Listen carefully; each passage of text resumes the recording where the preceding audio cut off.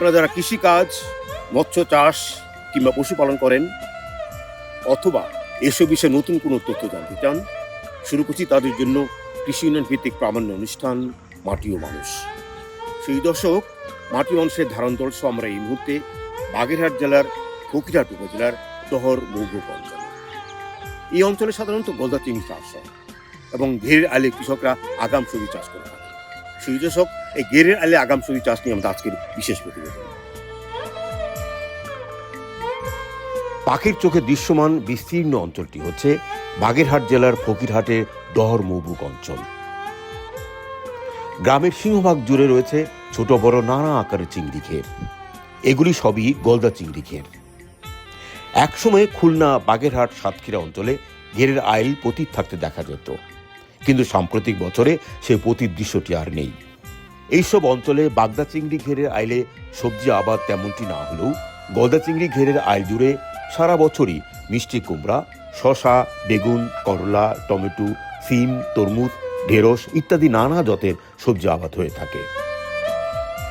ফকিরহাটের দহর মৌভূক অঞ্চলটি এর মধ্যে ব্যতিক্রম। মৌভূকের সিংহভাগ ঘেরের আইল এই সময়ে আগাম টমেটো চাষাবাদ হয়। ফকিরহাট উপজেলা কৃষি দপ্তরের তথ্য অনুযায়ী এই আগাম ফসল হিসেবে দহর মৌভূক চকে ঘেরের আইলে মিন্টু, সুপার মিন্টু, বাহুবলী, হাইটপ ইত্যাদি জাতের আগাম টমেটো চাষ হচ্ছে। তবে ঘেরের আইল ঘুরে দেখা যায় সবচেয়ে বেশি চাষাবাদ হচ্ছে super Mintu tomato. Super Mintu জাতটি হচ্ছে লাল তীর সিডের একটি জাত। সুপার মিন্টু জাত বৈশিষ্ট্য হচ্ছে সুপার মিন্টু টমেটো একটি উচ্চ ফলনশীল হাইব্রিড জাত এবং বছরে যে কোনো সময় চাষ করা যায় এবং চারার উপরে 65 দিনের মধ্যেই ফসল তোলা যায়। কৃষিবিদ তৌহিদুল ইসলাম, আমরা যে এই মুহূর্তে ফকিরহাট আপনার সঙ্গে কথা বলছি, এই মুহূর্তে এই অঞ্চলে তাপমাত্রা 13 এবং 14, প্রচন্ড শীত। তো এই মুহূর্তে যে টমেটো গুলো আমরা দেখতে পাচ্ছি, কোনো রোগবালাই প্রাদুর্ভাব হতে পারে বা অন্যান্য ফসল? রোগের প্রাদুর্ভাব হতে পারে। শীতকালে তাপমাত্রা মূলত যখন কম থাকে তখন কিছু রোগের প্রাদুর্ভাব হতে পারে। যেমন টমেটোর ক্ষেত্রে যদি আমরা বলি, আগাম ধসা বা হচ্ছে যেটা আমরা আর্লি ব্লাইট বলি, সে রোগ হতে পারে। এছাড়া পাতা কুঁকড়ানো একটা রোগ আছে, সেটা শীতটাকে মেনশন করে আর কি, শীতের জন্য। হ্যাঁ, তাপমাত্রা কম থাকলে এই রোগটা হতে পারে। এছাড়া ঢলে পড়া রোগটাও প্রাদুর্ভাব দেখা যায় টমেটোতে। এই বিষয়গুলো কি আপনাদের উপসহকারীরা মাঠের কৃষকদের তাদের পরামর্শ দিচ্ছে?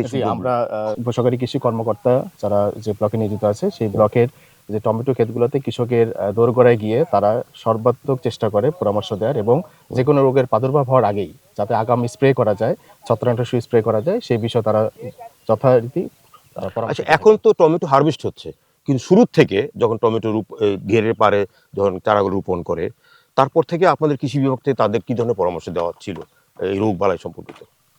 তাদের যে বিষয়ে পরামর্শ দেওয়া ছিল, প্রথমত টমেটো যে ঘেরের পারে করলে বিভিন্ন রোগ ব্যাধির প্রাদুর্ভাবটা দেখা যায়, সেক্ষেত্রে গাছ যাতে আগাছা যাতে পরিষ্কার করে রাখা হয় এবং টমেটো গাছে যেন নির্দিষ্ট পরিমাণ দূরত্বে টমেটো গাছ রোপণ করা যায়, সে বিষয়ে তাদের আগাম পরামর্শ দেওয়া হয়। এছাড়াও যে কোনো রোগ প্রাদুর্ভাবের পূর্বে যেন সতর্কতামূলক স্প্রে করা হয়, সেই বিষয়ে তাদের পরামর্শ দেওয়া হয়। আচ্ছা, টমেটো একটা খুবই সংবেদনশীল খাবার। এখানে কি আপনার গ্যাপ প্রযুক্তি কিংবা নিরাপদ টমেটো উৎপাদনের কোনো পরামর্শ দিচ্ছেন কৃষকদের? জি, আমরা অবশ্যই গ্যাপের উত্তম কৃষি চর্চা যেটা, সেই বিষয়ে প্রতিটা ফসল, যে সবজি ফসল এখানে উচ্চমূল্য ফসল এসএসসি প্রকল্পের আওতায় যে উদ্বুদ্ধকরণ করা হয়, চাষাবাদ করা হয়, সেখানে গ্যাপের আওতায় এগুলো চাষাবাদ করা সম্ভব এবং সেই বিষয়ে আমরা পরামর্শ দিয়ে থাকি। আমরা কৃষককে প্রশিক্ষণ দিয়ে থাকি। আমাদের এসএসসি যে অন ডিমান্ড কৃষক প্রশিক্ষণ আছে, সেই বিষয়ে আমরা গ্যাপ অন্তর্ভুক্ত করে গ্যাপের যে মানদণ্ড আছে বা গ্যাপের যে বিষয়গুলো আছে, সেগুলো আমরা কৃষকদের পরামর্শ দিয়ে থাকি, যাতে কৃষকের নিজের সেফটি, নিজের নিরাপত্তা নিজে বজায় রাখতে পারে, কৃষকের যাতে স্বাস্থ্য সুরক্ষা নিশ্চিত হয়, সেই সাথে যে ফসল উৎপাদন হচ্ছে কিছু মানদণ্ড নিশ্চিত করে যদি ফসল উৎপাদন করা যায়, সেক্ষেত্রে ফসলটাও আমরা যখন ভোক্তা পর্যায়ে যাবে সেটা যেন নিরাপদ হয় ভোক্তার জন্য। তো সাহেব, এই অঞ্চলটি হচ্ছে প্রায় সমুদ্রের কাছাকাছি, সুন্দরবনের কাছাকাছি। ক্লাইমেট চেঞ্জ একটা বিষয় আছে। ক্লাইমেট চেঞ্জের কারণে কি এই সমস্ত আগাম ফসলের কোনো ক্ষতি হচ্ছে বা অন্যান্য সবজি ফসল আপনার এই উপকূলীয় অঞ্চলে? ক্লাইমেটের যে পরিবর্তন, এটা হচ্ছে লবণাক্ততার সমস্যাটা খুব প্রকট, যেটা এর পর্যায়ে আস্তে আস্তে বাড়তে থাকবে। সেক্ষেত্রে আমরা কৃষকদের যে পরামর্শ দিই, প্রথমত জাত নির্বাচন করা, যাতে এই অঞ্চলে জলবায়ু পরিবর্তনে যাতে খাপ খেয়ে যাতে চাষাবাদ করতে পারে কৃষক, সেই জাতগুলো যেন নির্বাচন করতে পারে, বিশেষ করে লবণাক্ততার সহিষ্ণু যে জাতগুলো আছে সেগুলো নির্বাচন করতে পারে। এছাড়া বিভিন্ন ধরনের প্রযুক্তি, যেমন মালচিং পদ্ধতি আমরা যেটা বলি বা অন্যান্য সেচের বিভিন্ন ভাবে যাতে নির্দিষ্ট পরিমাণ সেচ দেওয়া যায়, বা গভীর নলকূপ না আমরা হচ্ছে ভূ উপরস্থ পানি যেগুলো আছে সেগুলো যাতে সেচের জন্য ব্যবহার করা যায়, সেই বিষয়গুলো নিয়ে আমরা কৃষকদের পরামর্শ দেব। তো হিসাবে আমরা যেখানে দাঁড়িয়ে আছি এটা ঘের অঞ্চল, ঘের অঞ্চলে যদি কীটনাশক প্রয়োগ করা হয় তাহলে মাছের ক্ষতি হয়। এই অঞ্চলে কি এরকম প্রবণতা এখনো আছে আগের মতো? আমরা ঘের অঞ্চলে সে সকল কীটনাশকই কৃষকদের পরামর্শ দিয়ে থাকি যাতে সেগুলো পরিবেশ বান্ধব হয় এবং ঘেরে যাতে কোনোভাবে সেগুলো সংমিশ্রণ না হয়। যদি হয় সেক্ষেত্রে মাছের ক্ষতি হতে পারে। এই জন্য আমরা সেগুলো কীটনাশক পরামর্শ দিয়ে থাকি। কৃষকরা কি মানে আপনাদের কথা বলি? আমাদের অঞ্চলে কৃষকরা যথেষ্ট মানে আমাদের কথা, এবং তারা যে কোনো বিষয়ে প্রয়োজন হলে আমাদের উপসহকারী কৃষি কর্মকর্তা পাশাপাশি আমাদের উপজেলা কৃষি অফিসে তারা গিয়ে সশরীরে পরামর্শ গ্রহণ করে।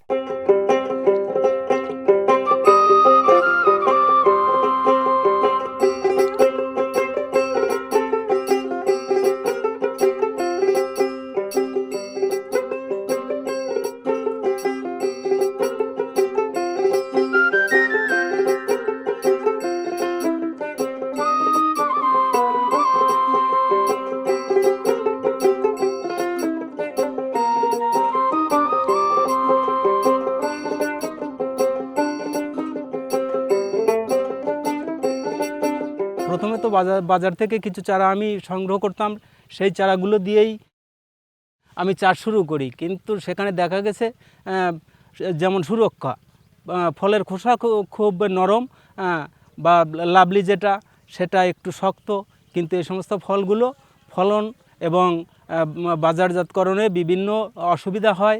তারপর থেকে আমি লাল তীরের মিন্টু সুপার বীজটা সংগ্রহ করতে শুরু করি।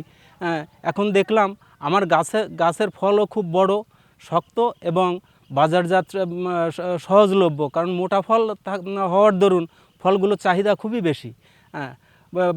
লোকাল মার্কেট থেকে শুরু করে আঞ্চলিক একটু শহরমুখী যেমন ফকিরহাট বাজার বা আরও দূরে আমি এই ফলগুলো বিভিন্ন লোক মারফত পাঠিয়ে বেশ ভালো দাম পাই, এবং গাছ প্রতি প্রচুর আগের তুলনায় প্রচুর ফল বেশি হচ্ছে, এবং আমার চাষে আমার লাভও ভালো হচ্ছে।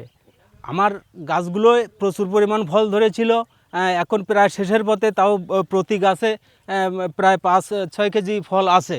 আর গাছ পিছু আমি প্রায় 10 থেকে 15 কেজি ফল তোলা হয়ে গেছে আমার। তাতে আমার গাছ পিছু প্রতি গাছে আধমনের উপরে বা 20 কেজির উপরে ফল আমি পেয়েছি।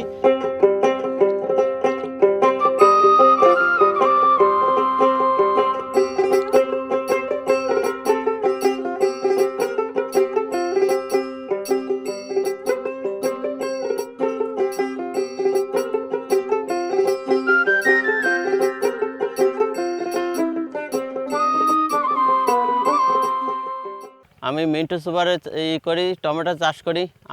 টমেটো চাষ করে আমি খুব ভালো আছি, আমি ভালো ফলন পাইছি, আমার ফলগুলো খুব ভালো হয়েছে। আমি প্রতি গাছের থেকে 5-7 কেজি টমেটো তুলেছি, কোনো গাছে 15 কেজিও টমেটো তুলেছি। টমেটো খুব ভালো হয়েছে, আর এই টমেটো চাষ করে আমি খুব ভালো আছি। মিন্টু সুপার ফল আগাম টমেটো এর থেকে অন্য টমেটোর থেকে 20-25টা ফল পাই। এখন মিন্টু সুপারের থেকে 60-70টা ফল বেশি পাচ্ছি।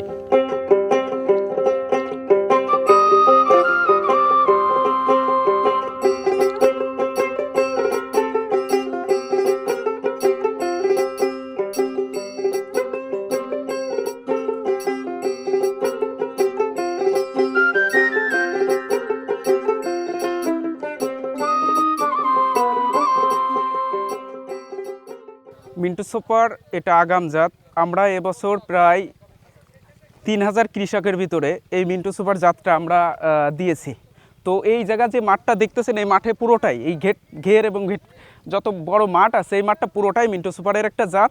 এখানে এই মিন্টু সুপার ছাড়া অন্য কোনো জাত লাগায় না, কারণ কৃষক প্রত্যেকবারই এটাই লাগায়।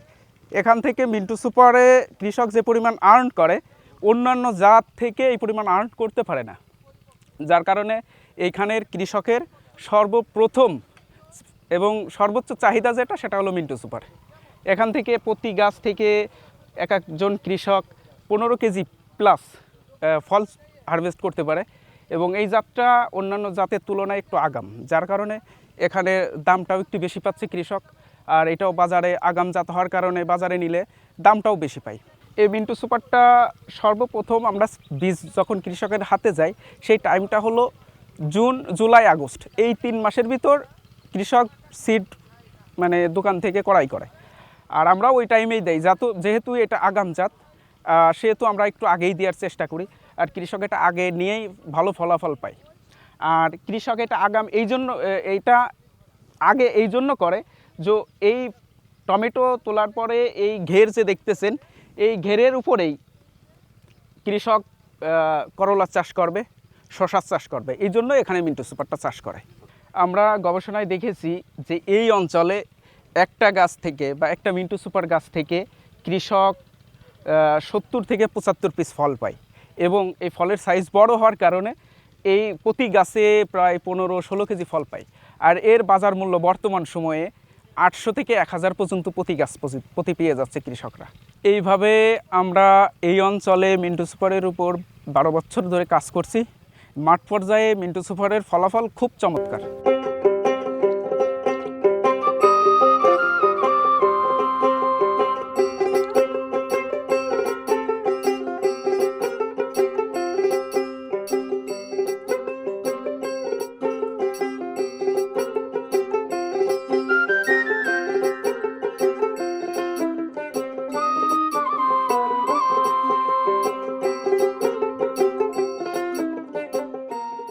আপনার নাম কি? আমার নাম নিতুল কুমার রায়।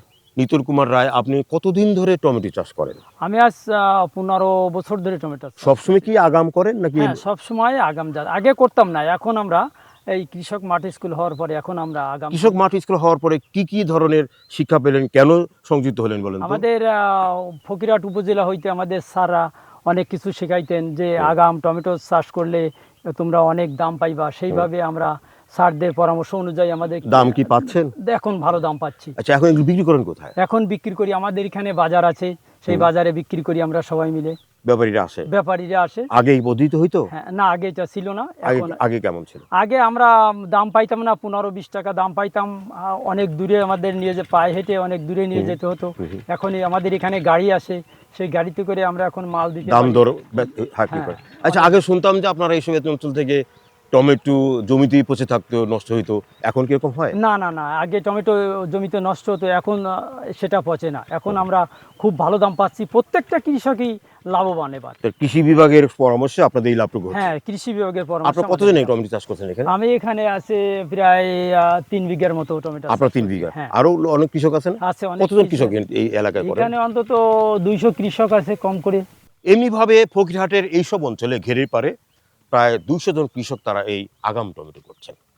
নিতুল নিজেই বললেন যে আগে তারা টমেটো বিক্রি করতে পারতেন না, জমি পাশেই পড়ে থাকতো। এখন কৃষি বিভাগের উদ্যোগে এসিসি প্রকল্পের আওতায় প্রশিক্ষণপ্রাপ্ত এখানে ব্যাপারী আসেন, তারা ভালো দামে বিক্রি করতে পারছেন। এবং এই পরিবর্তন আসে এসিসি প্রকল্প এবং কৃষি বিভাগের উদ্যোগের মাধ্যমে।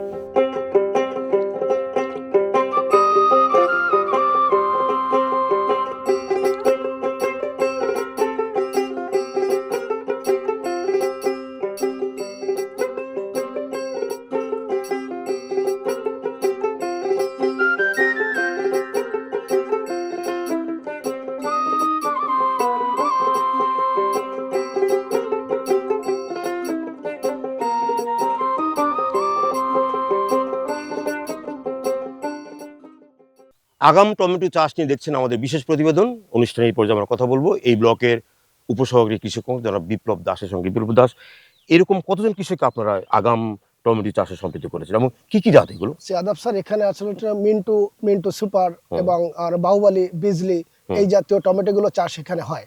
কিন্তু আমাদের উপজেলা কৃষি ফকিরের উদ্যোগে এই এসএসসিপি প্রকল্পের আওতায় আমরা কৃষক গ্রুপের মাধ্যমে আমরা প্রায় 200 জন কৃষককে আমরা অলরেডি আমাদের এই প্রশিক্ষণ আওতায় এনেছিলাম। তাদেরকে আপনারা কি ধরনের প্রশিক্ষণ দিয়েছেন এবং কি ধরনের সহযোগিতা করেছেন? তারা স্যার আগের গতানুগতিক কৃষি করতো, জাস্ট খরপোশ কৃষি, মানে বাড়ি খাবো, বিক্রি করবো, হাটে নিয়ে যাবো, এরকমের। কিন্তু এই গতানুগতিক কৃষির বাইরে কৃষিকে বাণিজ্যিকরণ করা হতে তাদেরকে আগাম টমেটো করার যে পরামর্শ দেওয়া এক হয়েছে, নম্বর আগাম টমেটো করার পরামর্শ দিয়েছেন, পরামর্শ আর কি কি সহায়তা করেছেন উপজেলা পরামর্শ দিয়ে? কৃষি অফিস থেকে আমরা কিছু প্রদর্শনী দেওয়া হয়েছে তাদেরকে, সার, বীজ, কীটনাশক এবং কৃষক উদ্বুদ্ধকরণ কাজ, আমাদের উঠোন বৈঠক, এসএসপি প্রকল্পের আয়ত্তে এই যে প্রশিক্ষণার্থীদের নিয়ে তাদেরকে আরও কৃষকরা যাতে এটা অনুপ্রেরিত হয় সেজনকে স্যার বিভিন্ন আমাদের উপজেলা কৃষি অফিসার স্যার উনি ভিডিও প্রদর্শনের মাধ্যমে তাদেরকে দেখানোর পরে তাতে কি পরিবর্তন আসলো আগের কৃষি এবং এখনকার কৃষির সাথে? আগে পরিবর্তন আসতো, তারা যে খোরপোশ কৃষিটা করতো এখন এই কৃষিটা সম্পূর্ণ বাণিজ্যিক, কারণ এখানে ধর্মভোগী এখন আমাদের কুমিল্লা, ঢাকা, কারণ বাজারের গাড়ি নিমসার মতো থেকে ট্রাক এখানে আমাদের এখানে আসে। এই কৃষক গ্রুপরা ওনারা কৃষির যে গ্রুপটা আছে এই উদ্যোক্তা গ্রুপটা এখন ওনারা এক জায়গায় জমা করে, সেখান থেকে এই 25 থেকে 30 জনের কৃষক মালামালটা এখন সরাসরি একদম বিপ্লব দাস, আমরা জানি যে সাম্প্রতিক সময় সরকারও চাচ্ছে নিরাপদ খাদ্য উৎপাদন, এই ক্ষেত্রে কি আপনাদের টমেটোর ক্ষেত্রে কোনো পরামর্শ হ্যাঁ দিচ্ছেন? টমেটোর ক্ষেত্রে, কারণ এখানে আমাদের যারা ওরা গতানুগতিক চাষ করতো, অত্যাধিক মাত্রায় রাসায়নিক সার ব্যবহার করতো, কিন্তু এখন মনে করেন এরা বায়োডার্মা থেকে শুরু করে জৈব কৃষি যে আছে, বায়োচমক, বায়োশিল্ড, আমাদের ডেমো দেওয়া থাকে, যেটা এসএসসি প্রকল্পের ভার্মি কম্পোস্ট ডেমো, ওই ডেমোটাকে আরো অনেক কিষানি এখন নিজেরা উদ্বুদ্ধ হয়ে ওই জৈব সারটা এখন তারা এখানে ব্যবহার করতেছে, ফলে দীর্ঘদিন গাছের সজীব মানুষের আগ্রহ কি বাড়ছে প্রশিক্ষণ প্রাপ্ত হওয়ার পরে বা জমি জমা দেখে? অবশ্যই আগ্রহ বাড়ছে, কারণ তারা যখন এই যে দেরি করে লাগাতো তখন এই আমাদের এখানে অধিকাংশ গেরের পাড়ের টমেটোগুলো দেখেন লাল লাল নষ্ট থাকতো, হয়ে যেত। কিন্তু এখন আগাম যখন জ্যৈষ্ঠ মাস থেকে লাস্টে যখন লাগানো শুরু করছে, এখন এই টমেটোটাই তারা 80 টাকা 100 হাই ভ্যালু করব হাই ভ্যালু করব হিসেবে এখনই 40 টাকা 50 টাকা করে তারা বিক্রি করতেছে। এটা কিন্তু তার আগে মূল্য পত্র 15-20 টাকা সীমাবদ্ধ থাকতো, এখন একটা গাছই মানে তাদের কাছে মানে 1000 টাকা। এইভাবে তারা কিন্তু লাভবান এইভাবে হচ্ছে। সমস্যা হচ্ছে।